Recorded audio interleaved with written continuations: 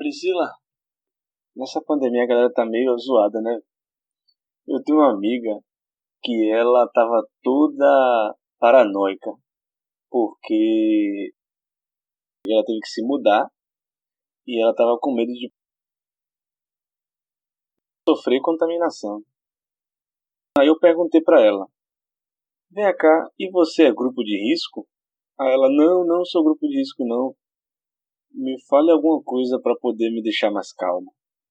Não é grupo de risco, não tem nenhum problema de saúde, nada. Ela: não, eu só sou fumante. Aí eu: tá bom, então eu vou te dizer, fumante não é grupo de risco. Aí ela me mandou um áudio dando risada e falou obrigado. Eu passei um tempo e pensei assim: será que ela estava sendo irônica? E como vimos, eu tenho deficiência com ironias, né? Eu mandei uma mensagem para ela perguntando: você foi irônica? Porque eu não sei reconhecer a ironia direito. Ela falou que não era ironia não, que era verdade mesmo, ela agradeceu. Pois, ouvindo essa história, eu fico me perguntando como pode, até hoje, você estar com essa dificuldade em diferenciar o que é ironia do que não é, convivendo tanto tempo comigo, né, Jonatas? Mas, enfim, a gente nem sempre consegue alcançar as pessoas, né? Eu achava que você já estava mais evoluído na escola de ironia. Com essa deficiência eu me sinto meio inseguro. As pessoas podem me atingir com ironia a qualquer momento e eu posso estar desprotegido. Olha, Jonas, eu vou encerrar essa conversa dizendo que realmente você é uma pessoa pura e nisso ninguém vai mexer nunca, né?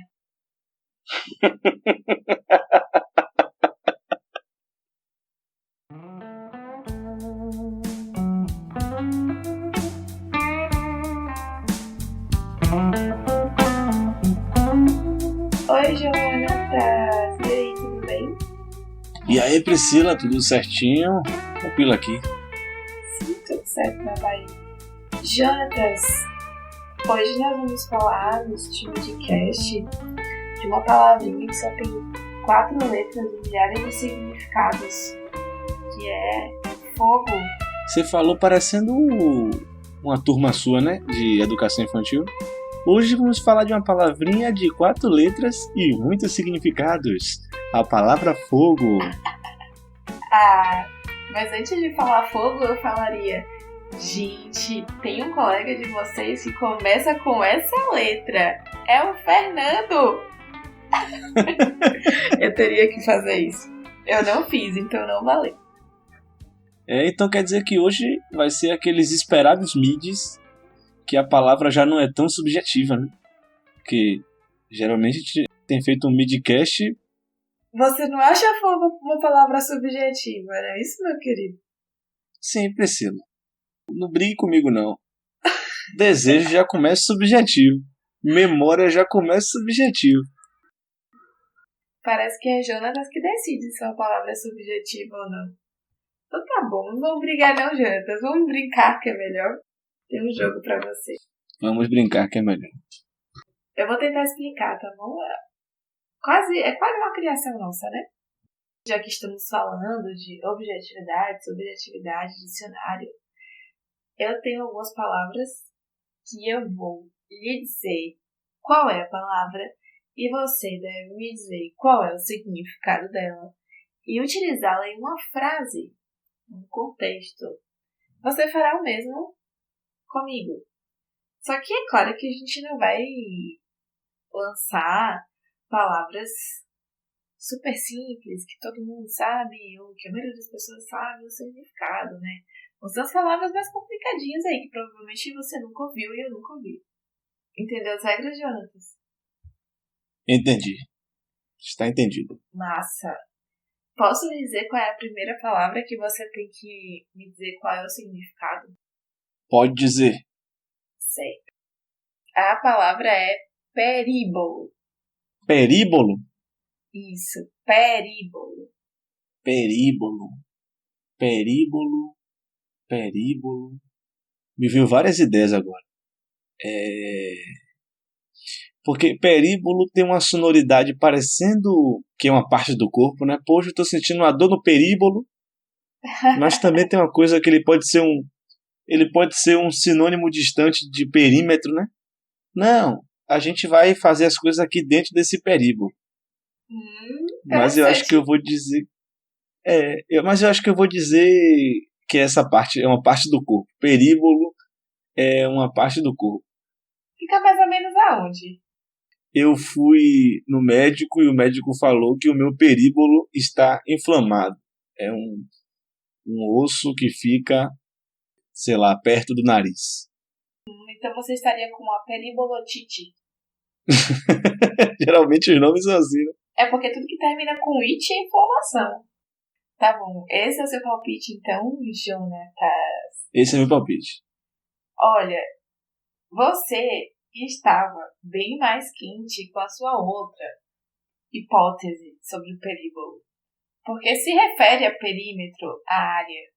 Mas na verdade, períbolo é a área livre entre um edifício e o muro que o circunda. Eita! Você pegou seu primeiro semestre de arquitetura aí, hein? Peguei, eu acho que foi isso, eu tava saudosa aqui, ó. Porque é uma coisa muito específica, como você pode perceber, porque não é somente uma área livre de um edifício, é a área livre entre um edifício e o muro que o circunda. É, assim, incrível que alguém tenha chegado a essa conclusão sobre uma palavra, sobre o significado de uma palavra. A língua portuguesa é maravilhosa. Vamos lá, minha vez. A palavra é labaça. Labaça me lembra cabaça. Então, eu diria, por minha lógica de aproximação, que é um recipiente. Deixa eu pensar. Eu poderia dizer numa frase, né? Num contexto. Eu escolhi uma labaça para guardar as minhas roupas. E aí, Jantas, o que é labaça? Labaça é um arbusto da família das poligonáceas, nativo do sul da Europa e do leste da Ásia. Poxa, Erva da família dos poligonáceas, oriundo da Europa, muito usada por suas propriedades medicinais. Labaça obtusa, labassol. A labaça é uma... Quando eu ouvi essa palavra, eu pensei numa coisa meio pejorativa, assim, tipo assim, isso aqui tá uma labaça. você relacionou com lambança, talvez, né? Tem uma amiga nossa, a Aline, deve conhecer. Porque aquela ali conhece todas as ervas do planeta. Você chega pra ela falando que tá com a dor, ela já te passa a receita do chá. Ela deve conhecer a labaça. E tudo que é medicinal e tudo que é mitológico também, né? Ela é incrível. Se a labaça for mitológica, então ela tá por dentro. Eu vou passar pra próxima palavra, tá certo? Aravia. Aravia. Poxa, aravia. Aravia. Aravia. Quando você repete, o significado não vem assim pela repetição, não, viu? Só pra você saber. Mas cada vez que eu repito, ele passa uma camada do meu cérebro, assim. Sabe o que é? São os pequenos juntas que ficam na minha cabeça. Aí eles ficam puxando os arquivos, assim, sabe? Vrum, aravia, botânica, que é um arquivo bem pequeno, que eu não conheço nada de botânica. Aí o outro puxa outro arquivo, assim, termos da história. Aravia, não é? Isso aí é um perfeito exemplo daquelas coisas que a gente gostaria de desver e não pode. Agora, você já imaginar pequenos Jonatas nos seus departamentos puxando arquivos. Olha o tormento que você está me causando já. Bom, aravia quer dizer... Eu vou chutar, eu já errei. Eu vou no tudo ou nada. Aravia é um caminho de aves. Tá bom. Sabe? Que tem o seu sentido pleno, o desabrochar total do seu sentido quando é um caminho de araras. Que aí virou uma verdadeira aravias. Então, por exemplo, o BenTV, ele tem sua aravia na Mata Atlântica. Além de errar o significado da palavra, provavelmente você está errando algo assim sobre biologia de diversas maneiras, né? Do início ao fim, errando sobre a biologia também. Sobre a geografia. Olha, eu chutei num lugar possível, porque bem TV a gente tem aqui e nós estamos numa área de Mata Atlântica. Tá certo. Oremos, né? Oremos. Como o meu arquivo de Priscilinhas dentro do meu cérebro, dessa parte aí de biologia, provavelmente ainda é menor que o seu, então eu só chutei que você errou, mas eu nem sei dizer. Eu vou te revelar agora para você nunca mais esquecer o que é aravia, porque será muito útil, tanto para mim quanto para você, esse significado. Aravia, Jonatas, é linguagem que não se entende. Linguagem que não se entende? Isso, é uma aravia. Você não entendeu ainda? Então continua sendo aravia. Entendi. Eu prefiro o meu. Tá bom. Que tem seu sentido completo da arara. Achei muito mais legal. Ah, você prefere o seu... Entendi. Tá bom. Beleza. O dicionário tá fraco. Uhum. A minha palavra é carpir. Ah, peraí. Carpir? Carpir tem a ver com carpintaria, né? Não é tipo talhar a madeira. Por exemplo, eu vou carpir um móvel pro meu quarto. Algo do tipo. Não é de carpinteiro? Carpir significa arrancar. Arrancar ervas daninhas, capinar, arrancar fios de barba, de cabelo, lastimar, prantear-se, expressar sons tristes e comoventes, exprimir em tom de lamento. Carpir tem a ver com... Eu pensei que você ia saber porque carpir geralmente é usado uma frase bem comum que é carpir o lote, que é você limpar um lote de terra, né? Tirar as ervas daninhas e tal. Como tem uma semelhança grande com a palavra carpintaria, eu até pensei que tivesse alguma coisa a ver com vegetação, com planta, mas muito próximo, né, de carpinteiro, carpintaria. Então aí, ó, bugou a minha mente aí, as Priscilinhas não conseguiram detectar. Você causou um dano terrível com esse negócio de pequenos Jonatas no seu cérebro. Agora minha última palavra, não é isso? A palavra é pérvio. Como é? Pérvio. Pérvio? Pérvio parece um adjetivo. Parece uma coisa tipo assim, você é muito pérvio. Uhum. Tipo assim... Desenvolva. Essa situação é muito pérvia. Aí já... Sabe? Tipo... Talvez uma coisa muito fraca, sei lá. Tipo... Rapaz, eu acho que eu sou meio pérvio na caligrafia. Eu sou mais na digitação, mas na caligrafia eu sou meio pérvio. Quer que eu te revele o significado, Jonatas, agora? Quero, por favor. Na realidade, pérvio é o que dá passagem. Transitável. Ah, que legal, véi. Então, tipo, a pessoa que é pérvio, ela é uma pessoa que abre o caminho. Por exemplo, Exu é um orixá pérvio, que ele abre os caminhos, né, segundo o panteão candomblessístico. Pois. Abre caminho é o nome de uma erva. Vamos à minha palavra agora. A minha palavra é propedeuta. Olha, isso aí é coisa da comunicação que você tá lançando aí, não é não? Eu já ouvi essa palavra, mas eu não me recordo agora do significado. Propedeuta tem alguma coisa a ver com comunicação, tem alguma coisa a ver com linguagem, com aprendizagem, talvez. Mas eu não consigo me lembrar. Propedeuta. Tem a ver com comunicação porque está no dicionário. E o dicionário fala das palavras e as palavras servem para se comunicar. Nossa, como é insuportável, Jonatas. Aqui, ó, eu preciso ser desagradável com você na frente das pessoas. Propedêutica, hermenêutica, como que é? Peraí, tem alguma coisa assim? Gente, Você tá conjugando aí e tal, pode até ser bom pro seu raciocínio. Ah, foi mesmo, né? Propedeuta. Eu passo, vou esperar o significado.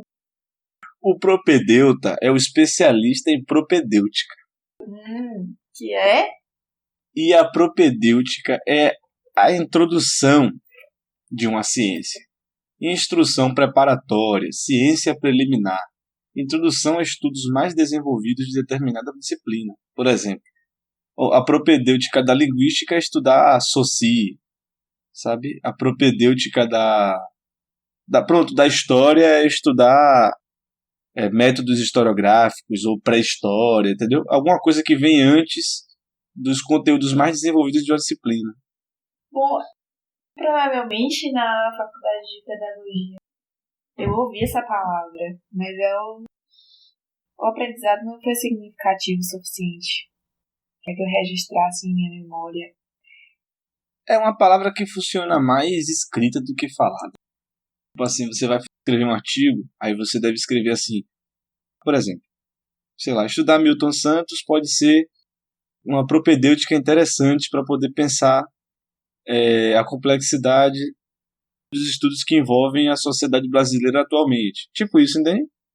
Olha, o nosso jogo ficou num total, assim, um placar incrível de 0-0 ou -3 a -3. O que você prefere? É isso. 0-0 ou -3 a -3?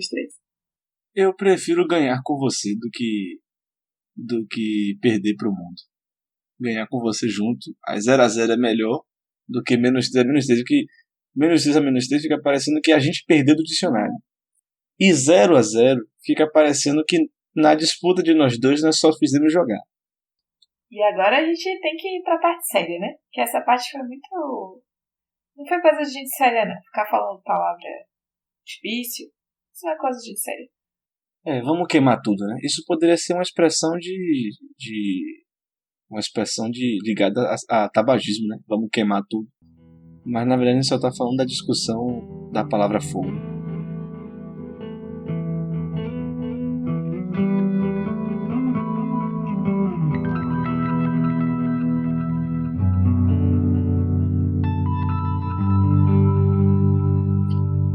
Então, Jonatas, nós já nos divertimos muito reconhecendo que pouco ou nada sabemos sobre o dicionário. Não conhecemos tantas palavras assim, não é mesmo? E agora, o que temos? Eu diria que o dicionário tem suas limitações, né? Talvez algumas definições aqui que propusemos fossem até mais interessantes. Quem sabe? Pois é. Nem um pouco pretensiosa essa afirmação. Eu ficaria com o meu Aravias. O Aravias que eu trouxe, que teria seu sentido pleno com Araravias. Para mim, 100%. Como eu ia dizendo, agora que nós já consideramos coisas importantes sobre o dicionário, sobre palavras estranhas ou desconhecidas. Tem uma palavra que a gente vai tratar hoje que é bem conhecida de todo mundo, quase todo mundo, porque nada é total. É fogo, Jonatas. O dicionário contém muitas explicações sobre o que é fogo. Fogo pode ser toda combustão acompanhada de desenvolvimento de luz, calor e, geralmente, chamas. Grande chama que sobe ou se forma com força, chama, flama, labareda. Fogaréu, acepção. Combustão que lavra com grande intensidade, incêndio. Farol que se acende para servir de guia aos navegantes. Disparos de arma de fogo. Canhoneio, fuzilaria. Lugar onde se faz fogo. Fogão, fogueira, lareira. Casa de habitação. O suplício da fogueira, cauterização com ferro em brasa, sensação de calor intenso, a dor, calidez, fogacho, claridade ou brilho intenso, fulgor, luminosidade, entusiasmo criador, criatividade, imaginação, inspiração, exaltação dos sentidos, dos sentimentos, entusiasmo, vício, vivacidade. Desejo ou excitação sexual, lascívia, lubricidade, voluptuosidade. Fósforo, isqueiro, estado em que se perde o controle devido ao consumo excessivo de álcool, bebedeira, embriaguez, pileque. Um dos 4 elementos da química da antiguidade, ao lado da água, da terra e do ar. E então temos algumas expressões, fogos que estão relacionados a foguete, a fogo de artifício, e temos as expressões fogo cruzado, fogo de artifício, fogo de barragem, fogo de bengala, fogo de bilbode, fogo de palha de São Telmo, de São João, feniano, grego, lento, fogo no rabo, fogo primário, fogo pulado, fogo sagrado, secundário, volante, a ferro e fogo, atiçar fogo, brincar com fogo, comer fogo, cortar o fogo, cozinhar a fogo brando, cuspir fogo, duro a fogo, entrar em fogo, estar entre 2 fogos, fazer fogo, mentir fogo ou negar fogo, pegar fogo, pôr as mãos no fogo por alguém, ser bom para o fogo, ser fogo na roupa, tocar fogo na canjica. Eu gostei muito desse tocar fogo na canjica. Eu acho que a gente devia usar esse termo. Priscila, vamos tocar fogo na canjica desse episódio, sabe? Aquela tocar fogo na canjica.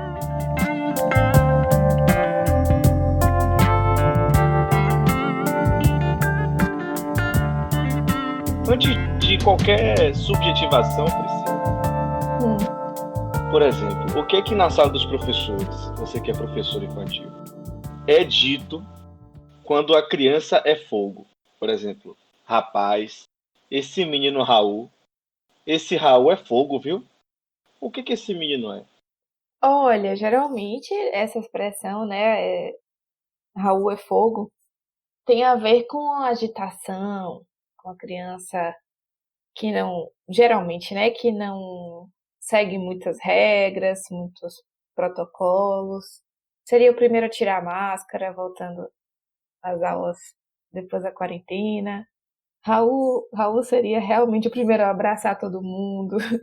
Então, é mais ou menos por aí. Às vezes é coisa pior, mas a gente evita, né, fazer esses comentários sobre crianças que não é legal. Aí a gente fala, Raul é fogo. Mas é que você falou uma coisa interessante que não tem tanto a ver sobre fogo, que enquanto eu estava lendo eu fiquei pensando que a gente separa, provavelmente, os mestres em letras, doutores ou, enfim, os letrados vão discordar de mim, mas a gente separa em linguagem as palavras no sentido literal e no sentido figurado. Só que eu tenho a impressão de que em qualquer contexto o sentido literal ele já deixa um pouco de ser literal. Ele já é um pouco figurado por estar num contexto. Você não acha, Jonatas? Não sei, fiquei pensando aqui enquanto eu lia. Talvez essa ideia de sentido literal seja muito rasa, muito objetiva. Eu não consigo ser tão objetiva assim. Assim, até o sentido figurado, ele vem de uma ideia do sentido objetivo, né? Sim. Quando você estuda semiótica, você vai compreender a origem das linguagens, mesmo que os sentidos figurados, que na semiótica é chamado de semiose, a semiose é as transformações de sentido, né? Um signo, ele vai tendo transformações de sentido. Essas transformações de sentidos mais distantes do núcleo, que seria o sentido mais objetivo, elas seriam os sentidos mais relativos, né? Os sentidos mais figurados. Eles partem desse sentido original. E o fogo, ele é um exemplo muito bom disso, né? Porque é difícil a gente pensar um sentido figurado para fogo que não esteja ainda ligado a uma coisa que se aquece, a uma coisa que se movimenta. Tem razão. De fato. Antes de falar, eu só queria comentar que você precisa realmente me agradecer, porque eu te dei aqui a deixa pra você falar de semiótica. Então, por nada, Jonathan. Obrigado, é o que eu amo, sim, não. Mas, realmente, falando agora, até fiquei pensando aqui que até mesmo para uma visão holística da coisa, né, do fogo, do significado de fogo que não está no dicionário, a maioria das traduções, né, de como descrever o fogo realmente tem a ver com calor. Eu diria que talvez uma delas não tenha tanto, que eu não sei se você já teve contato com essa ideia, mas existe uma perspectiva holística de que o fogo é o elemento que representa o masculino, porque é o elemento que representa a ação. E neste caso não está tão relacionada com a característica de altas temperaturas ou... Eu diria que está. Por favor, explane sobre isso. É porque, assim, eu acho que essa tradição de pensamento holístico que fala sobre o fogo ser um elemento masculino é porque ele está aproximado da característica de expansão, né? Segundo as tradições, digamos assim, tal budistas, né, do Extremo Oriente, e tem algumas coisas também, algumas sabedorias que falam sobre isso, ligadas a povos africanos e os povos ameríndios também, que os elementos masculinos eles são expansivos e os elementos femininos eles absorvem, né? Eles puxam para si, eles agregam e os masculinos eles expandem. Então, o fogo seria um expansivo. Tem umas leituras a respeito disso que o fogo estaria ligado a uma expansão, é o masculino e tal. Então, eu acho que dá até para poder pensar que existe uma ligação possível. Sim, não, verdade, eu achei que faz todo sentido. Pensando em termos moleculares, de fato, né? Quando você aquece, as moléculas se separam. E quando você resfria, elas se aproximam. E isso, em termos holísticos, representaria a capacidade de agir no mundo, de colocar em prática. E realmente tem, fazendo essas correlações, tem mais a ver com para fora, né? Com atitudes para fora, e não tanto introspectivas.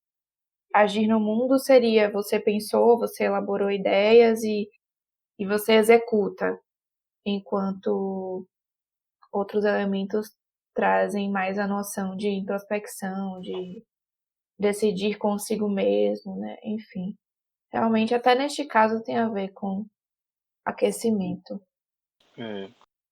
O fogos, né? É uma coisa que está muito ligada ao nosso imaginário em vários campos, né? Por exemplo, fogo marcou revoluções bélicas, né? Marcou revoluções industriais. Talvez o fogo seja um receio primitivo nosso. Tem crianças que já nascem com receio do fogo. Assim, eu fui um tempo fissurado por estudar coisas ligadas à guerra e a manipulação do fogo é um ponto fundamental para todas as guerras do mundo. Assim, as guerras passaram a ter uma distância e uma capacidade destrutiva maior também, sabe? A partir da manipulação do fogo. Então, no momento que teve a manipulação do metal e das armas de repetição, aí ficou pior ainda. Mas, tipo, quando se expandiu a pólvora pelo mundo, foi uma grande divisão de modos de fazer. Agora, a pólvora, cabe a gente falar bem especificamente sobre a pólvora, mas antes, eu me lembrei de uma coisa, antes de falar sobre a pólvora, falando sobre fogos juninos, a gente acaba de passar pelos períodos juninos, Supostamente, né? Já que não tivemos São João. não tivemos São João, mas antes disso, uma coisa que me veio agora, Priscila, que você como mãe, isso sou eu que queria te perguntar, Hum. me veio agora aqui, o que acontece com a cabeça da criança para querer tanto brincar com fogo? Uhum. Olha, podem ser muitos os atrativos, né, do fogo. Geralmente a criança vai testar pela curiosidade mesmo, o que é absolutamente saudável. E a criança aprende muito por tentativa e erro, né? Então, geralmente a gente vai atrás de certos riscos sem saber, sem ter a consciência do tamanho do risco, do que aquilo representa, e simplesmente testa. Geralmente tem um adulto do lado para ficar falando o tempo todo, cuidado, cuidado. Mas quando não tem, a criança quase chega a colocar a mão no fogo, só que é raro, né? Eu acredito que seja raro acidentes sérios, assim, envolvendo crianças e fogo por mero teste, né? Sem explosões ou nada do tipo, porque o nosso reflexo é muito veloz, né? Ainda mais se tratando de fogo. Então, rapidamente, a criança curiosa percebe o tamanho do risco e já tira a mão do que quer que ela esteja ali tentando experimentar no fogo. Agora, falando de São João, existe esse desejo, né, pelos fogos de artifício, coisa que eu considero totalmente desnecessária. Jonathan já sabe a minha opinião sobre o assunto. Né, as crianças, os idosos, os cachorros, ninguém merece o som dos fogos de artifício. E, como diria minha mãe, quando eu era criança, ela sempre falava isso, é literalmente queimar dinheiro. É uma coisa totalmente sem sentido. E Jonatas ainda tem uma experiência para contar que é ainda pior na minha escala aí de gravidade, seriedade, preocupações sobre o assunto. É a pior parte, que é guerra de espadas. É, guerra de espadas é criança brincando com fogo que não cresceu, né? Que só fez crescer de tamanho e continuou brincando. Mas assim, é uma coisa de louco, né? Porque vocês ouviram o desabafo de uma mãe preocupada que não aguenta ver ninguém brincando com fogo, porque já sabe que é perigo. E é perigoso mesmo, então a gente não pode ficar também se isentando, né? Não vai Porém, passar pano, hein, Jonatas? não vou passar pano, mas assim, a Guerra de Espada é uma tradição de Cruz das Almas, no interior da Bahia, que tem aqui no meu bairro, especificamente. E as guerras de espadas, elas vêm de uma tradição de fogos de artifício, né? Então, a gente usa fogos de artifício para poder se divertir ou para poder se entreter há muito tempo, né? Por exemplo, uma das minhas referências hoje é Cao Guoqiang, né? Que é o maior planejador de fogos de artifícios, um artista plástico que lida com fogos mesmo. E é muito interessante a relação dele com os fogos e ele que planeja as principais explosões de fogos na China. É muito bonito. O grande sonho dele é fazer uma escada para o céu. E esse fascínio que existe com fogo talvez seja uma coisa bem animal, né? Bem primitiva nossa. E essas brincadeiras com fogo são coisas que persistem, né? Tipo, a gente brinda o ano com 10 minutos de fogos de artifício.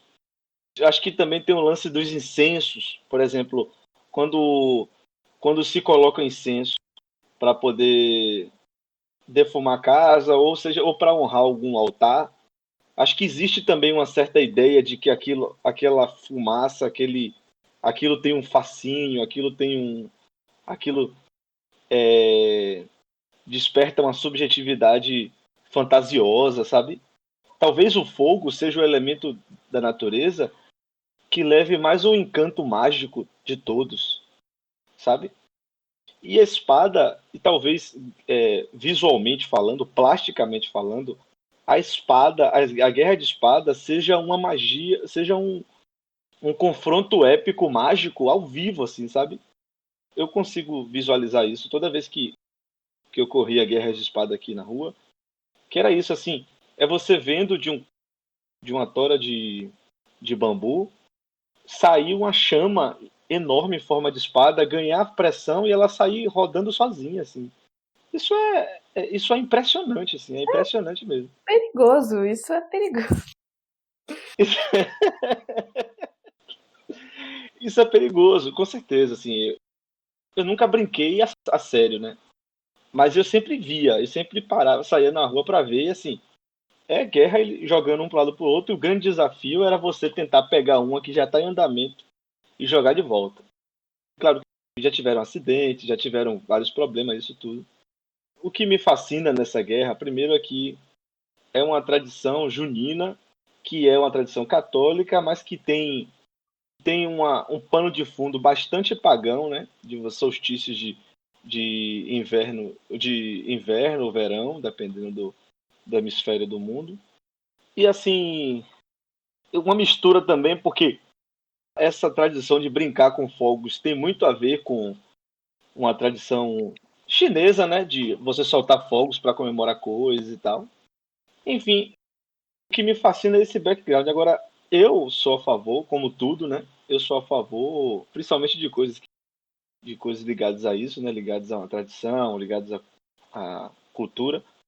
Eu sou muito ligado a se legalizar para regulamentarizar, né?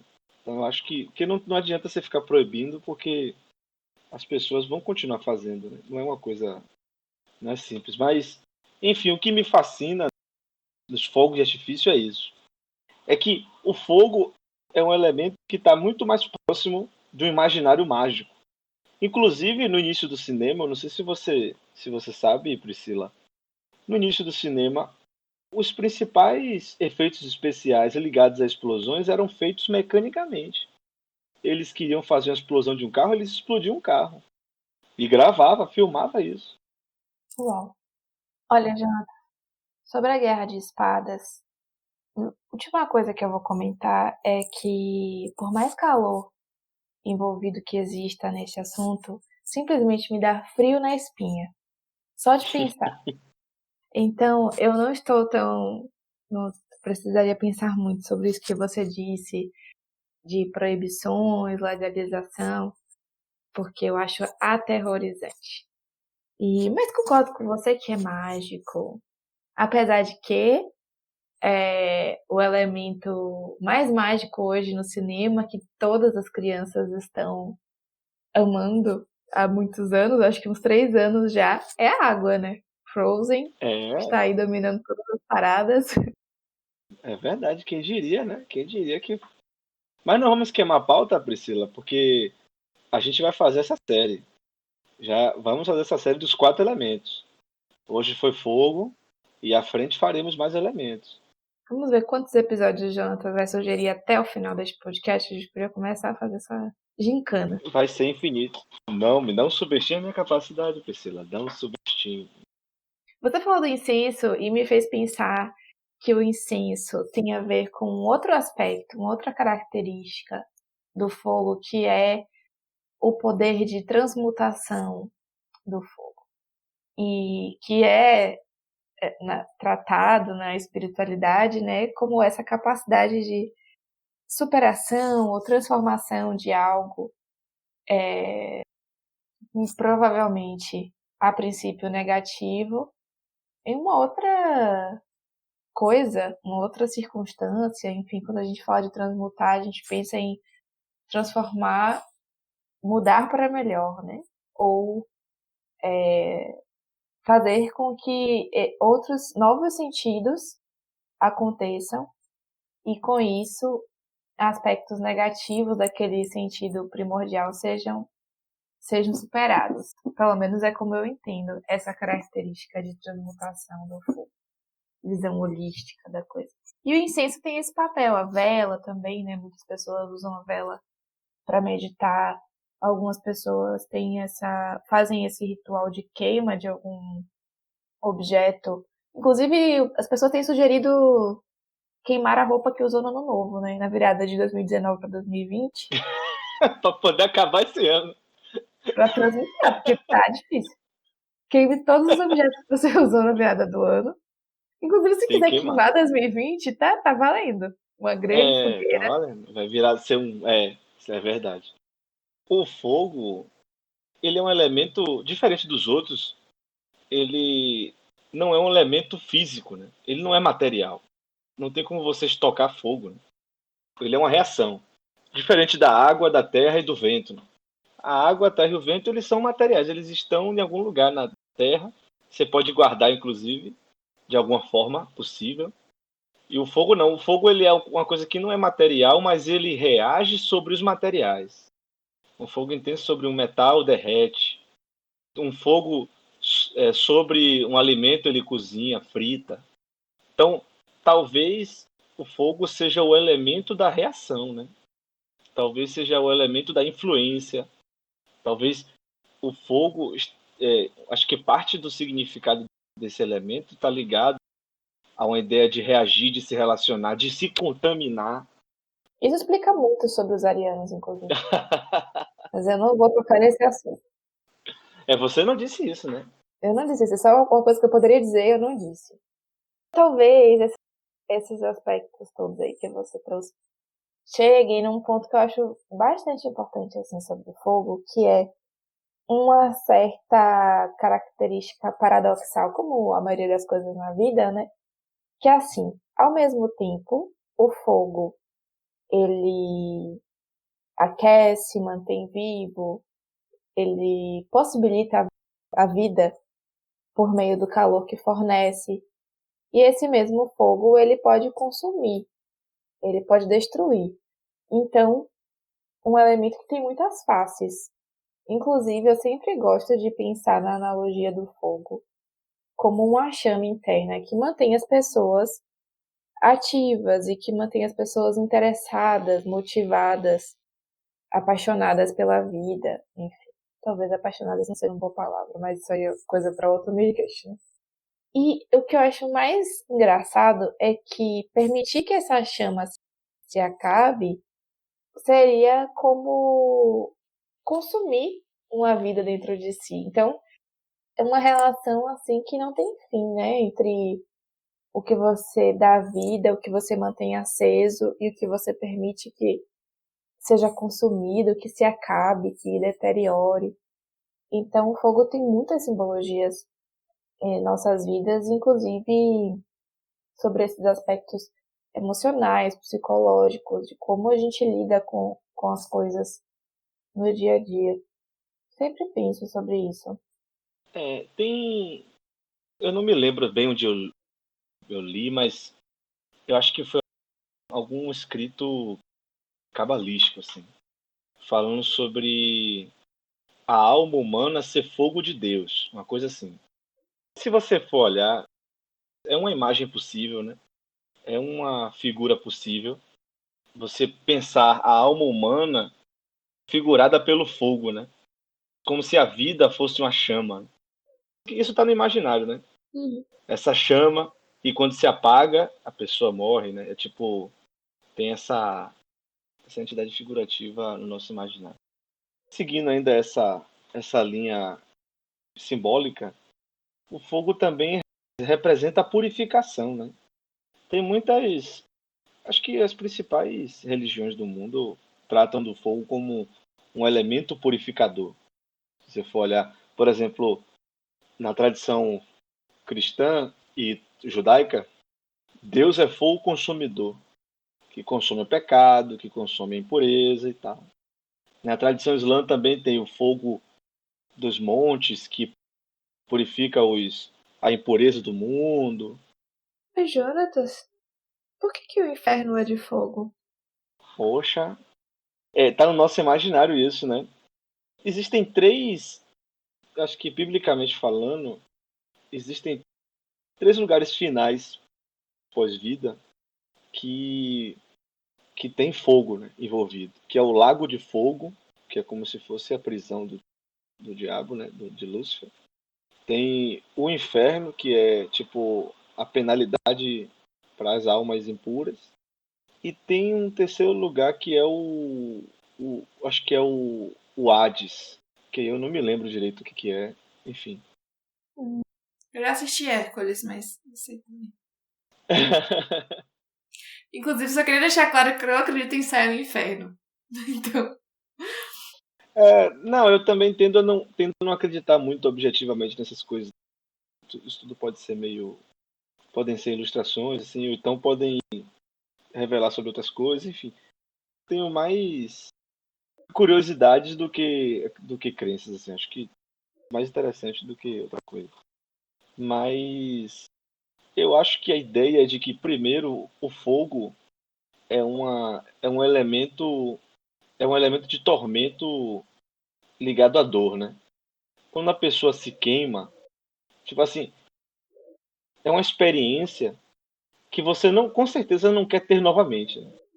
E assim, você imaginar que você vai ser queimado continuamente, talvez seja uma das piores imaginações para um indivíduo, para uma civilização que está no começo, sabe? Porque se você for pensar uma tortura hoje em dia, tem mais coisas, né? Tipo, agulhas nos sistemas nervosos, sonhos terríveis, né? Coisas mais complexas. Agora, pensar numa civilização no começo, fogo, ou você ser queimado continuamente e infinitamente, acho que é um dos piores tormentos. Acho que talvez tão forte quanto você ser afogado para sempre também. Só que acho que o fogo toca todos os canais do corpo, acho que talvez seja um pouco pior. Inclusive, na história das mulheres, são registros muito fortes e que se perpetuam até hoje. Todas as mulheres que foram à fogueira como bruxas, né? Existe uma simbologia importante nisso, que ainda não superamos, que ainda existem muitas crenças sobre isso e talvez a gente não tenha evoluído tanto de lá para cá, né? Em alguns aspectos. Ainda são lutas e buscas frequentes, constantes, diárias, eu diria, das mulheres. Foram mesmo marcos, né, históricos. Sim, sim, de queimar as mulheres vivas, né? Rolou também com algumas manifestações racistas nos Estados Unidos. Linchavam negros no Texas, assim, queimavam.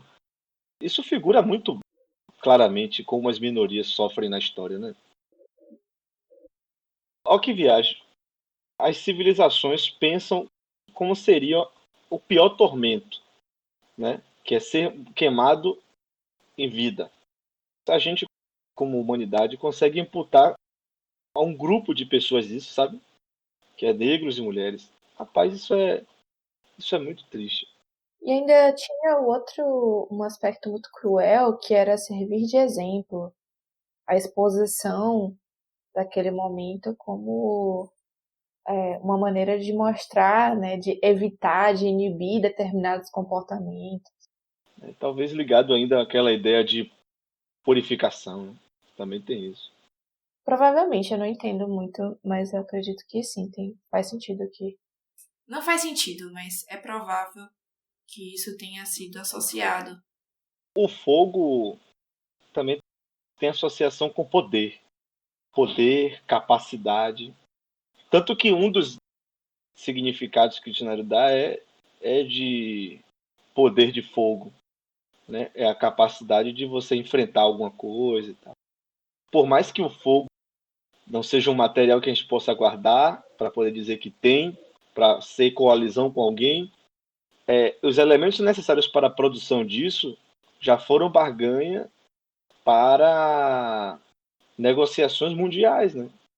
Inclusive, por exemplo, a corrida do petróleo para poder dominar a indústria automobilística.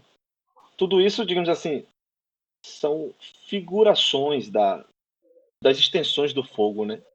Dentro dos significados. Agora, tem umas figuras que vêm no nosso imaginário que eu gostaria de mencionar sobre o fogo que tem a ver ainda com essas ideias mitológicas, né? Por exemplo, a fênix, o dragão, a salamandra, a quimera. São figuras que elas estão ligadas a esse elemento e, digamos assim, associados em conjunto, elas desabrocham seus significados mais mais profundos, né? Por exemplo, todos eles representam o poder, mas eu gostaria de destacar a Fênix, que ela é toda constituída de fogo, quando desabrocha o seu significado real, né? Que enquanto ela não se queima inteira, ela é uma ave comum, mas quando ela se torna em cinzas, ela pode retornar das cinzas. A Fênix, como elemental de fogo, ainda figurando essa ideia de purificação, ela pode voltar das cinzas, mais forte ainda, é uma figura que está no nosso imaginário, né? Do que vem a ser fogo, do que o fogo representa e tal. E eu me lembrei também agora de uma palestra que eu vi de um professor da UFRJ falando sobre práticas ritualísticas da Roma Antiga e falando sobre como os gregos, os egípcios assimilaram a figura da Fênix e como a figura da Fênix foi uma ponte de significados para se compreender a figura divina de Jesus ao ressuscitar depois do terceiro dia, sabe? Também isso eu fiquei muito de cara com essa relação. Sim, eu não faria espontaneamente essa relação, mas ouvindo agora, realmente tem muitos aspectos semelhantes, né? Muitas ligações possíveis. Agora, eu posso falar uma coisa, Jonathan? Eu, o tempo todo, todas as vezes que nós falamos a palavra fogo neste episódio, imediatamente me veio a continuação da frase de uma música que fica o tempo todo, quando eu escuto a palavra fogo, fica voltando na minha cabeça, que é a música de Baiana System. O fogo da memória. É impossível pra mim não ouvir o da memória depois de ouvir a palavra fogo. Não sei se isso acontece com você também. Acontece comigo, acontece comigo. Quem não conhece a letra não sacou a referência. Por favor, compartilhe, Jonatas. Baiana System, né, que é uma banda de sound system aqui de Salvador, que tem feito experimentações Salvador não, ela é da Bahia, né? Porque o vocalista é de Feira de Santana, não é de Salvador, né? É uma banda baiana.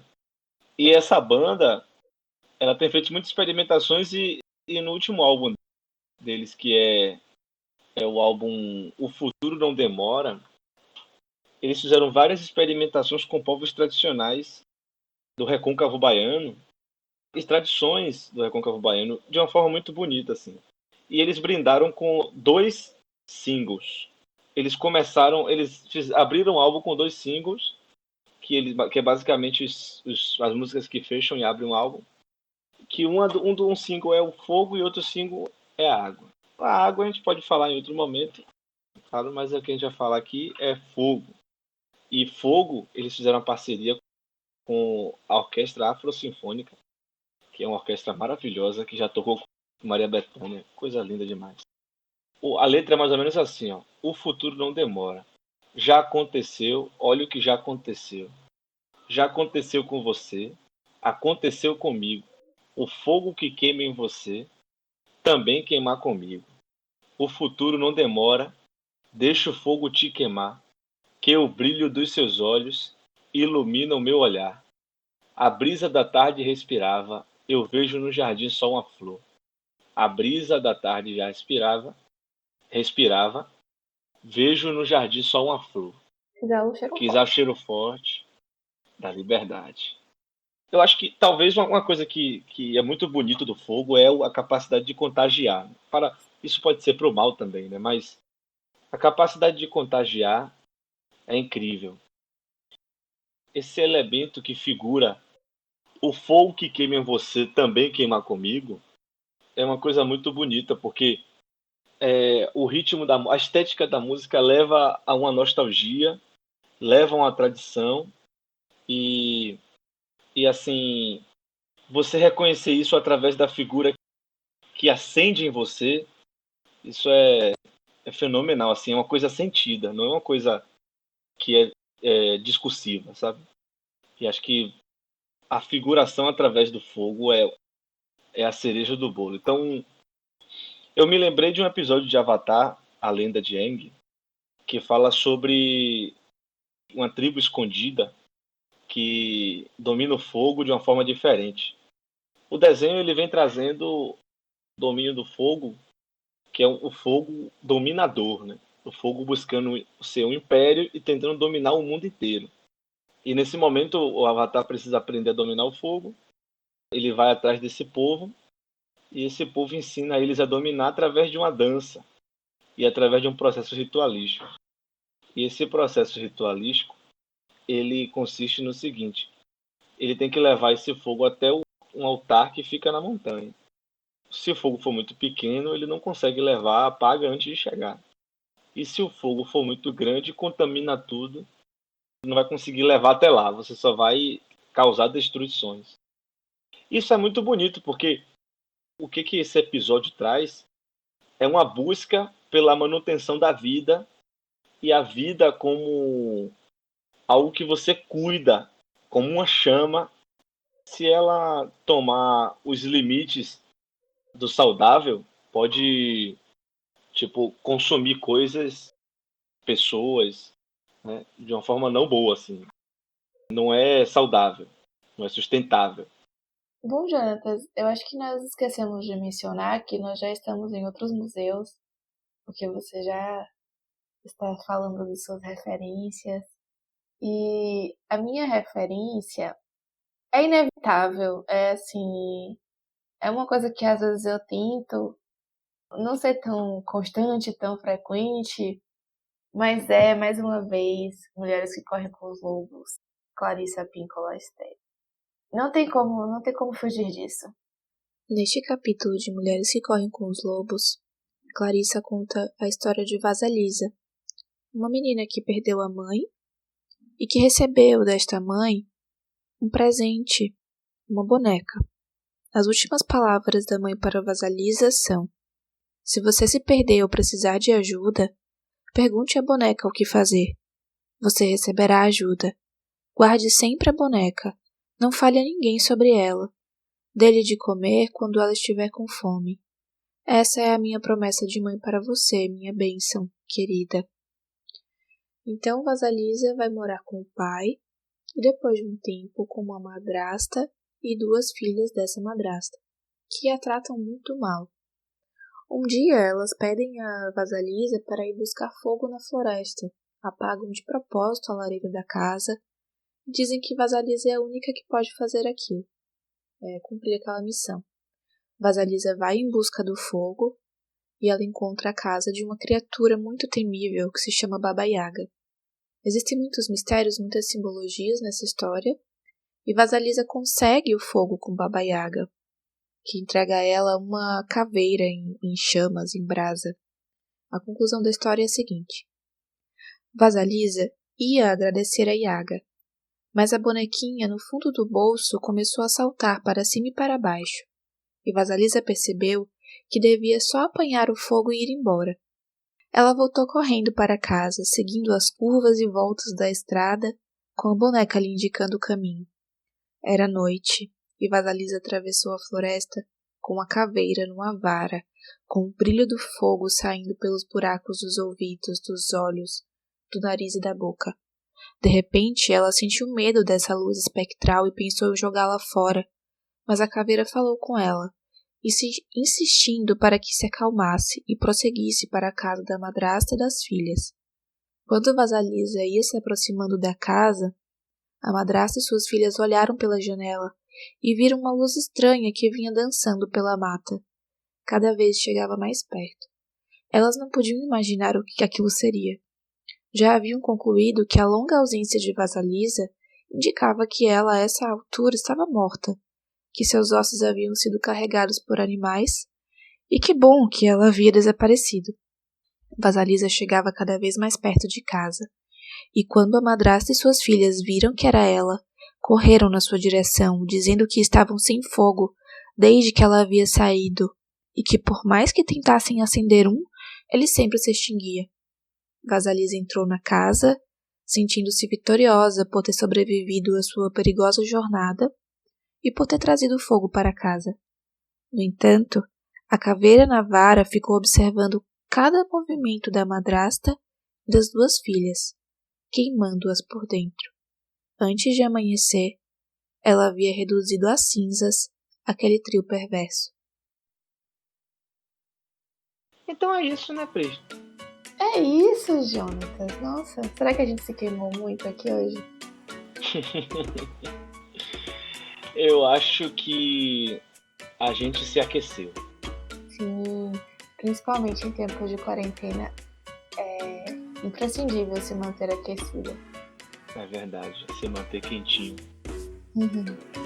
Quentinho talvez seja um conceito que a gente só consiga dizer em português. Verdade. A gente precisa ficar quentinho. É uma palavra que tem muito afeto envolvido também. É difícil de traduzir. Então, Priscila, um abraço quentinho. Olaf. Você é o Olaf. O Olaf gosta de abraços quentinhos. Você sabia disso? É o bichinho do Frozen, né? É o boneco de neve do Frozen. Um beijo, Jonas. Olaf.